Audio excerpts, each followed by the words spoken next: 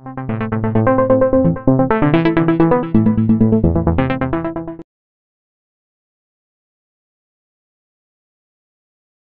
Dear students, learning হিস্ট্রির আজকের আলোচনার বিষয় 1765 খ্রিস্টাব্দে ইংরেজ ইস্ট ইন্ডিয়া কোম্পানির দেওয়ানি লাভের গুরুত্ব। বন্ধুরা, তোমরা জানো যে অষ্টাদশ শতকের রাজনৈতিক পালাবদলের ইতিহাসে 1765 খ্রিস্টাব্দ অত্যন্ত গুরুত্বপূর্ণ একটি বছর। এই বছরেই ইংরেজ ইস্ট ইন্ডিয়া কোম্পানি তৎকালীন মুঘল সম্রাট দ্বিতীয় শাহ আলমের কাছ থেকে বাংলা, বিহার এবং ওড়িশার দেওয়ানি অধিকার বা রাজস্ব আদায়ের অধিকার লাভ করে। এটি একটি বাণিজ্যিক কোম্পানির কাছে রাজনৈতিক গুরুত্বের দিক দিয়ে অত্যন্ত তাৎপর্যপূর্ণ ছিল। এই দেওয়ানি লাভের রাজনৈতিক এবং অর্থনৈতিক গুরুত্ব অনুধাবনের পূর্বে আমরা একটু সংক্ষেপে দেখে নেব কোন পটভূমিতে ইংরেজ ইস্ট ইন্ডিয়া কোম্পানি এই দেওয়ানি অধিকার লাভ করেছিল। সেক্ষেত্রে আমরা জানি যে 1757 খ্রিস্টাব্দে পলাশীর যুদ্ধে বাংলার নবাব সিরাজউদ্দৌলাকে পরাজিত করে বাংলাদেশে রাজনৈতিক প্রভুত্ব স্থাপনের যে শুভ সূচনা করেছিল ইংরেজ ইস্ট ইন্ডিয়া কোম্পানি, 1764 খ্রিস্টাব্দে বক্সারের যুদ্ধের জয়লাভে তা পূর্ণতা লাভ করেছিল। 1764 খ্রিস্টাব্দের বক্সারের যুদ্ধে ইংরেজ কোম্পানি একাধারে বাংলার ক্ষমতাচ্যুত নবাব মীর কাসিম, অযোধ্যার নবাব সুজাউদ্দৌলা এবং মুঘল সম্রাট দ্বিতীয় শাহ আলমের মিলিত বাহিনীকে পরাজিত করেছিল। এটি সামরিক এবং রাজনৈতিকভাবে ইংরেজ ইস্ট ইন্ডিয়া কোম্পানির কাছে অত্যন্ত মর্যাদার ঘটনা ছিল। প্রকৃতপক্ষে বক্সারের যুদ্ধের পরই কেবলমাত্র বাংলা নয়, গোটা উত্তর ভারতে ইংরেজ ইস্ট ইন্ডিয়া কোম্পানির রাজনৈতিক কর্তৃত্ব স্থাপনের সম্ভাবনা উজ্জ্বল হয়ে উঠেছিল। সুতরাং এখানে আমরা একটা বিষয় দেখে নেব যে ইংরেজ ইস্ট ইন্ডিয়া কোম্পানির তরফে গভর্নর হিসেবে যিনি এলেন তিনি হচ্ছেন রবার্ট ক্লাইভ, যিনি পলাশীর যুদ্ধের নায়ক ছিলেন। দ্বিতীয়বারের জন্য কোম্পানির গভর্নর হিসাবে এসেই তিনি এক নতুন পদক্ষেপ গ্রহণ করেছিলেন। অথচ কোম্পানি কর্তৃপক্ষের অন্যান্য উচ্চপদস্থ ব্যক্তিবর্গ চেয়েছিলেন যে বক্সারের যুদ্ধে পরাজিত অযোধ্যার নবাব দ্বিতীয় শাহ আলম, যিনি মুঘল সম্রাট ছিলেন, এবং বাংলার নবাবী শাসন পুরোপুরি ইংরেজদের কুক্ষিগত হয়েছে। সুতরাং প্রত্যক্ষভাবে এই অঞ্চলে রাজনৈতিক কর্তৃত্ব হাতে নেওয়া হোক। অথচ রবার্ট ক্লাইভ তিনি এই পথে না হেঁটে ভিন্ন পথে তিনি তার রাজনৈতিক যে বুদ্ধিমত্তা, রাজনৈতিক বিচক্ষণতা, তার পরিচয় দিয়ে দেওয়ানি অধিকার অর্জন করেছিলেন বাংলা, বিহার, উড়িষ্যা।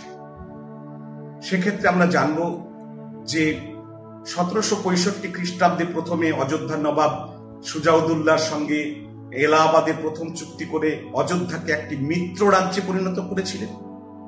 অযোধ্যা রাজ্যের পরাজিত নবাব সুজাউদ্দৌলাকে তার রাজ্য ফিরিয়ে দিয়েছিলেন। 50 লক্ষ টাকা আর্থিক ক্ষতিপূরণ তার কাছ থেকে আদায় করেছিলেন এবং অযোধ্যা রাজ্যের অন্তর্গত কারা এবং এলাহাবাদ জেলা দুটি কোম্পানি নিজের হাতে অধিগ্রহণ করেছিল। এরপরই এলাহাবাদের দ্বিতীয় চুক্তি অনুসারে মুঘল সম্রাট দ্বিতীয় শাহ আলমের কাছ থেকে ইংরেজ ইস্ট ইন্ডিয়া কোম্পানি বার্ষিক 26 লক্ষ টাকার বিনিময়ে বাংলা, বিহার, উড়িষ্যার দেওয়ানি অধিকার লাভ করলেন। সেক্ষেত্রে ইংরেজ ইস্ট ইন্ডিয়া কোম্পানি দ্বিতীয় শাহ আলমকে কারা এবং এলাহাবাদ জেলা দুটি প্রদান করেছিলেন। অর্থাৎ এই রাজনৈতিক আপোষ মীমাংসায় না গিয়ে ইংরেজ ইস্ট ইন্ডিয়া কোম্পানি সরাসরি এই অঞ্চলে রাজনৈতিক কর্তৃত্ব প্রতিষ্ঠা করতে পারতেনি। কিন্তু কেন করলেন না রবার্ট ক্লাইভ? সেক্ষেত্রে যে ব্যাখ্যা আমরা পাই সেটা হচ্ছে, রবার্ট ক্লাইভ উপলব্ধি করেছিলেন যে হঠাৎ করে একটি বাণিজ্যিক কোম্পানি কেবলমাত্র যুদ্ধ জয়ের মাধ্যমে গোটা উত্তর ভারতে রাজনৈতিক সার্বভৌমত্ব সরাসরি প্রতিষ্ঠা করলে এটা ভারতবর্ষের অভ্যন্তরে প্রতিক্রিয়া এবং নেতিবাচক প্রতিক্রিয়ার জন্ম দিতে পারে। এদেশে রাজন্যবর্গ ইংরেজদের প্রতি বিরূপ মনোভাবাপন্ন হয়ে যেতে পারে। পাশাপাশি সেই সময় ইউরোপীয় যে সমস্ত কোম্পানিগুলো ছিল, ফরাসি ইস্ট ইন্ডিয়া কোম্পানি সহ, তারা ইংরেজ কোম্পানির প্রতি ঈর্ষান্বিত হয়ে উঠতে পারত। সেই সঙ্গে রবার্ট ক্লাইভ বুঝেছিলেন যে বাংলা সহ দিল্লিতে রাজনৈতিক কর্তৃত্ব প্রতিষ্ঠা করলে সেই সময় যে সমস্ত আঞ্চলিক শক্তি উত্তর ভারতে ছিল তাদের তরফ থেকে প্রবল রাজনৈতিক প্রত্যাঘাতের সম্ভাবনা ছিল। সেই সঙ্গে রবার্ট ক্লাইভ বুঝেছিলেন ভারতবর্ষের এই বিস্তৃত অঞ্চলে প্রশাসন ব্যবস্থা গড়ে তোলার মতো জনবল এবং অর্থবল কোম্পানির ছিল না। সেই সঙ্গে এদেশে প্রথা, রীতিনীতি, সংস্কৃতি এটা বোঝার মতো কোম্পানির সেই সামর্থ্য ততদিনে গড়ে ওঠেনি। অর্থাৎ এই সীমাবদ্ধতা, কিছু রাজনৈতিক বাস্তবতার কথা মাথায় রেখে ইংরেজ ইস্ট ইন্ডিয়া কোম্পানি বক্সারের যুদ্ধে সহজ জয়লাভের পরেও না মুঘল সম্রাটের রাজ্য দখল করেছেন প্রত্যক্ষভাবে, না অযোধ্যা রাজ্যটি তাদের রাজ্যে অন্তর্ভুক্ত করেছেন, এমনকি বাংলার ক্ষেত্রেও নবাবী শাসন নামে মাত্র বজায় রেখেছে। সেক্ষেত্রে আমরা জানি যে মীর কাসিমের পর ইংরেজ ইস্ট ইন্ডিয়া কোম্পানি মির্জাফরকে পুনরায় বাংলার নবাবী পদে বসালেও মির্জাফর বেশি দিন বাঁচেননি। তার মৃত্যুর পর তারই শিশুপুত্র নাজিমউদ্দৌলাকে বাংলার নবাব করেছিল ইংরেজ ইস্ট ইন্ডিয়া কোম্পানি। তাকে নবাব করলেও মূলত তাকে একটি বৃত্তিভোগী পদে পরিণত করা হয়, কারণ নাজিমউদ্দৌলার সঙ্গে চুক্তি মোতাবেক ইংরেজ ইস্ট ইন্ডিয়া কোম্পানি বাংলার নবাবের শাসনতান্ত্রিক ক্ষমতা নিজে কুক্ষিগত করছে এবং এই প্রশাসনিক দায়িত্ব দেখভালের জন্য কোম্পানির তরফে রেজা খাঁকে ডেপুটি নবাব পদে নিয়োগ করা হয়েছিল। সেই সঙ্গে নবাবের সেনাবাহিনী ভেঙে দেওয়া হয়েছিল। নবাবের দরবারে একজন ইংরেজ রেসিডেন্ট উপস্থিত রাখার ব্যবস্থা গৃহীত হয়েছিল। সার্বিকভাবে বাংলার নবাব প্রকৃতপক্ষে বাংলার রাজনীতিতে একজন ছোট জগন্নাথ, এইরকম একটা শব্দ আমরা বলতে পারি, একজন নিয়মতান্ত্রিক উপাধিধারী বৃত্তিভোগী শাসকে পরিণত হয়েছিলেন।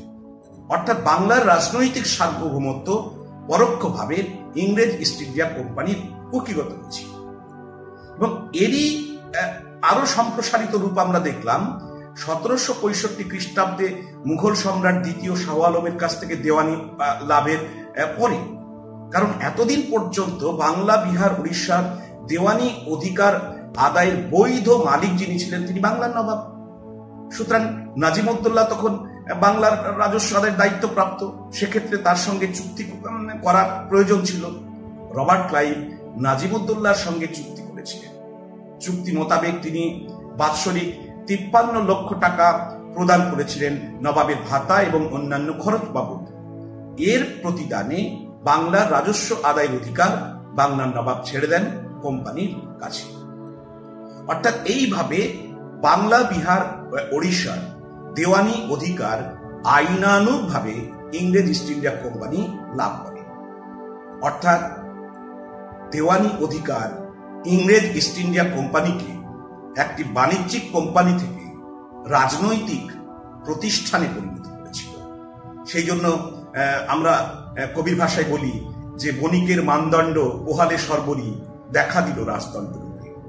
অর্থাৎ ইংরেজ ইস্ট ইন্ডিয়া কোম্পানির একটি বাণিজ্যিক প্রতিষ্ঠান থেকে রাজনৈতিক প্রতিষ্ঠানে উত্তরণের ঘটনাকেই এইভাবে কবি ব্যাখ্যা করেছে। এখন আমরা আর একটি বিষয় দেখব দেওয়ানি লাভের রাজনৈতিক গুরুত্বের দিকে আলোকপাত করে, সেটা হচ্ছে যে এই প্রথম ইংরেজ ইস্ট ইন্ডিয়া কোম্পানি ভারতবর্ষের কোন একটা নির্দিষ্ট অঞ্চলে বৈধ আইনানুগ প্রশাসনিক ক্ষমতা লাভ করেছে।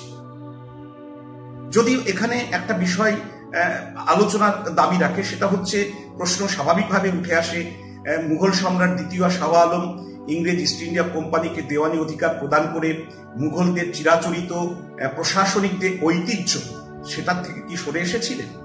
কারণ আমরা জানি যে মুঘল সম্রাট আকবর মুঘল শাসন কাঠামো গড়ে তুলেছিলেন।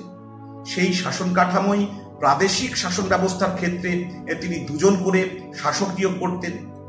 প্রত্যেকটা প্রদেশের যিনি শান্তি শৃঙ্খলা দেখভাল করতেন তাকে সুবাদার বলা হতো, এবং প্রত্যেকটি প্রদেশ বা সুবাদ যিনি রাজস্ব সংক্রান্ত ব্যবস্থা পরিচালনা করতেন তাকে দেওয়ান বলা হতো। মুঘল সম্রাট আকবরের সময় থেকে এই সুবাদার এবং দেওয়ান পদে দুজন আলাদা আলাদা ব্যক্তিকে নিয়োগ করা হতো, এবং এটা আকবরের পর থেকে সম্রাট জাহাঙ্গীর, শাহজাহান অবধি একই ধারা বজায় ছিল।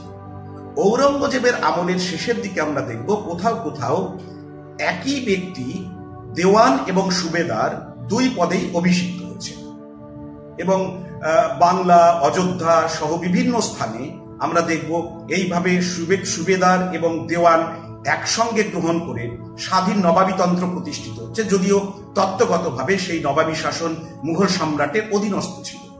যেমন মুর্শিদ কুলি খান নেতৃত্বে বাংলাদেশে স্বাধীন নবাবীতন্ত্রের প্রতিষ্ঠা হয়েছিল, বা আমরা অযোধ্যাতে এইরকম স্বাধীন নবাবীতন্ত্র প্রতিষ্ঠার ঘটনা দেখব, বা হায়দ্রাবাদের স্বাধীন নিজামী তন্ত্রের প্রতিষ্ঠার ঘটনা দেখব। এগুলো এই রকমের ইঙ্গিত প্রদান করে বা এই রকমের ইঙ্গিত বহন করে। ইংরেজ ইস্ট ইন্ডিয়া কোম্পানি ঠিক একইভাবে এই বাংলার দেওয়ানি অধিকার লাভ করে। মুঘল সম্রাট এই দেওয়ানি অধিকার প্রদান করেছিল। তখনও পর্যন্ত বাংলার সম্রাট, বাংলার নবাব যিনি ছিলেন নাজিমুদ্দৌলা, তখনও তিনি নিয়মতান্ত্রিক শাসক ছিলেন, সুবেদার ছিলেন এখানকার মুঘল ঐতিহ্য অনুসারে। কিন্তু এখানে মাথায় রাখতে হবে, আপাত দৃষ্টিতে এই ঘটনাকে মুঘল ঐতিহ্য মেনেই এটা হয়েছিল বলা হলেও এটা ঐতিহ্য থেকে খানিকটা সরে আসা। কারণ এতদিন পর্যন্ত মুঘল সম্রাটরা প্রাদেশিক দেওয়ান নিযুক্ত করতেন নির্দিষ্ট একজন ব্যক্তিকে। এই প্রথম একটি সংস্থাকে, এবং একটি বণিক সংস্থাকে, এবং সেই সংস্থাটা বিদেশি সংস্থা, একটি বিদেশি বণিক সংস্থাকে বাংলার প্রশাসনে দেওয়ান পদে নিয়োগ করা হচ্ছে। এটা একটা বিচ্যুতির জায়গা, এটা গুরুত্বপূর্ণ দিক। এবং সেই সঙ্গে আমরা দেখব যে ইতিমধ্যে ইংরেজ ইস্ট ইন্ডিয়া কোম্পানি পলাশী এবং বক্সার যুদ্ধের পর বাংলার নবাবকে বৃত্তিভোগীতে পরিণত করেছিল। প্রকৃত অর্থে নবাবের পিছনেই একজন ডেপুটি নবাব যাকে নিয়োগ করতেন ইংরেজ ইস্ট ইন্ডিয়া কোম্পানি। ফলে বাংলার প্রশাসনিক ক্ষমতার পুরোপুরি হস্তগত করেছিল ইংরেজ ইস্ট ইন্ডিয়া কোম্পানি।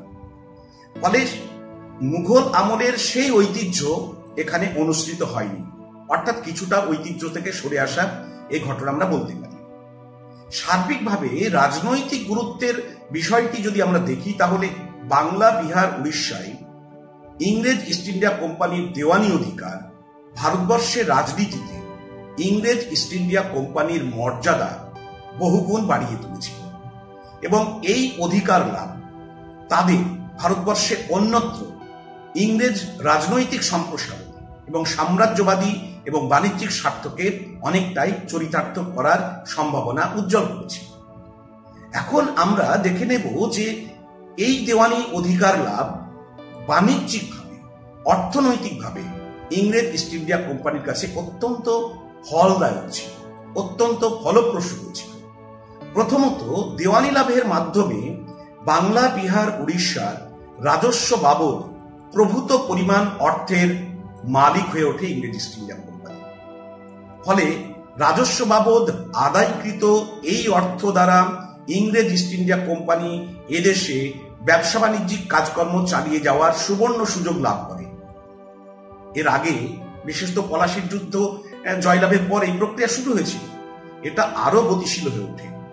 ফলে পলাশীর যুদ্ধের পর থেকে ইংরেজ ইস্ট ইন্ডিয়া কোম্পানি বাণিজ্যিক কর্মকাণ্ড পরিচালনার জন্য ইউরোপ থেকে বা ইংল্যান্ড থেকে যে সমস্ত সোনা এবং রূপোর বাট বা বুলিয়ান নিয়ে আসত, সেটা কমতে শুরু করেছিল।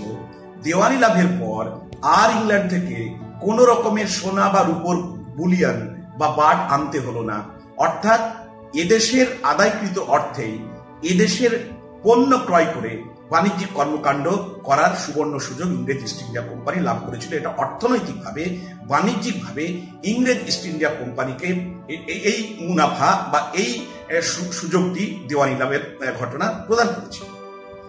অর্থাৎ এইভাবে ভারতবর্ষে, শুধু বাংলাদেশ নয়, ভারতবর্ষে ইংরেজ ইস্ট ইন্ডিয়া কোম্পানি যে প্রভূত পরিমাণ সম্পদ গ্রহণ করে, দখল করে, সেই সম্পদ তারা তাদের স্বদেশে ইংল্যান্ডে চালান করে দিতে থাকে, যে ঘটনাকে বলি আমরা সম্পদের নির্গমন, যেটা পলাশির যুদ্ধের পর থেকে শুরু হয়েছিল, যেটাকে পলাশির লুণ্ঠন আমরা বলি।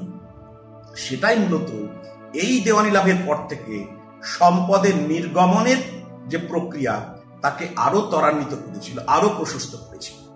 অর্থাৎ এটি অত্যন্ত গুরুত্বপূর্ণ। সেই সঙ্গে আমরা দেখব যে ইংরেজ ইস্ট ইন্ডিয়া কোম্পানির দেওয়ানি অধিকার লাভ কোম্পানির বাণিজ্যিক কাঠামোয় আরো পরিবর্তন আনে। বিশেষ করে ইংরেজ ইস্ট ইন্ডিয়ার কোম্পানির কর্মচারীরা যে ব্যক্তিগত বাণিজ্য করছিল, যে ব্যক্তিগত বাণিজ্য করতে গিয়ে তারা দস্তকের অপব্যবহার করতে হতো, আর এই ছল চাতুরি করার কোনো জায়গা থাকলো না। অর্থাৎ তারা টোটালি বাংলাদেশে বাণিজ্যে নিরঙ্কুশ ক্ষমতা প্রতিষ্ঠা করেছিল।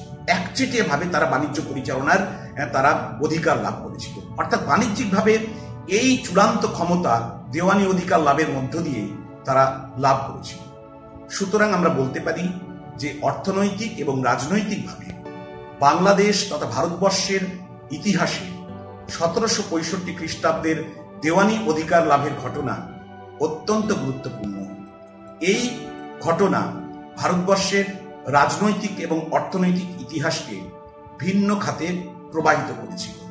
অর্থাৎ ইংরেজ শাসনের যে শোষণ এবং নিপীড়ন শুরু হয়েছিল মূলত এই পর্ব থেকেই, যেটা আমরা দেখি যে দেওয়ানি লাভ অধিকার, দেওয়ানি লাভের মধ্য দিয়ে বাংলাদেশে এক অদ্ভুত ধরনের শাসন ব্যবস্থা প্রবর্তিত হয়েছিল, যেটাকে দ্বৈত শাসন ব্যবস্থা বা ডুয়াল গভর্নমেন্ট বলা হয়, যাতে একদল ক্ষমতাহীন দায়িত্বপ্রাপ্ত শাসক শ্রেণীর অস্তিত্ব তৈরি হয়, অন্যদিকে দায়িত্বহীন ক্ষমতাপ্রাপ্ত ইংরেজ ইস্ট ইন্ডিয়া কোম্পানি সমস্ত দায়িত্ব থেকে মুক্ত, সমস্ত ক্ষমতা তারা ভোগ করত। অন্যদিকে নবাবের কোনো ক্ষমতা ছিল না, কেবল একজন বৃত্তিভোগী শাসক ছিলেন, কিন্তু প্রশাসনিক সমস্ত দায়ী দায়িত্ব নবাবের ঘাড়ে অর্পিত ছিল। এই অদ্ভুত ধরনের শাসন ব্যবস্থা বাংলাদেশে মূলত রাজনৈতিক অরাজকতা এবং বিশৃঙ্খলার জন্ম দিয়েছিল, যার অন্যতম পরিণাম আমরা দেখি যে 1770 খ্রিস্টাব্দ 1176 বঙ্গাব্দে বাংলায় 76-এর মন্বন্তর শুরু হয়েছিল, যেটা বাংলাদেশের ইতিহাসের অন্যতম শোচনীয় ঘটনা রূপে আমরা বিবেচনা করতে পারি। অর্থাৎ এই যে ভারত বাংলাদেশের ইতিহাসের একটা সংকটকাল, এই সংকটকালের অভিমুখ অনেকটাই তৈরি করে দিয়েছিল 1765 খ্রিস্টাব্দের দেওয়ানি লাভের ঘটনা। এই সমস্ত বিষয় পরে অন্যদিন আমরা আলোচনা করব। আজকে এই পর্যন্ত। ভালো থাকবে সবাই।